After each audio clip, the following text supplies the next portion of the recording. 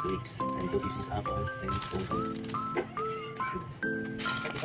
Bumili po ng so yun guys, hihiwain ko lang po yung mga ricado natin like sibuyas at kalamansi.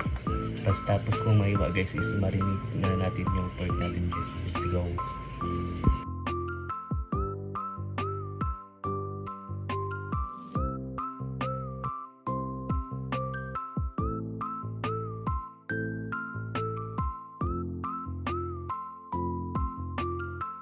So yun guys, aside muna natin ito.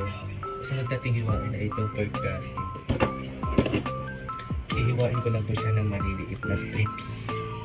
Dapat guys pork chop yung linlin ko kasi wala akong makita pork chop kaya ito na lang.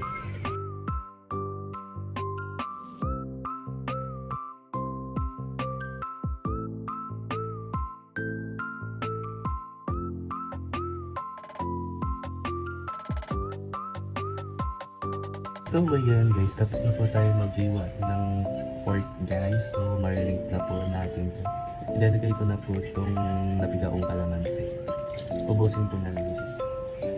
At maglagay na rin po ako ng toyo. Tansya lang guys. Tapos pepper. Paminta. Lubos ko na guys. So yun guys, na marinate na po natin yung pork. So maganda na lang po tayo ng 1 hour and a half. Mga ganun guys. Let's go, bye!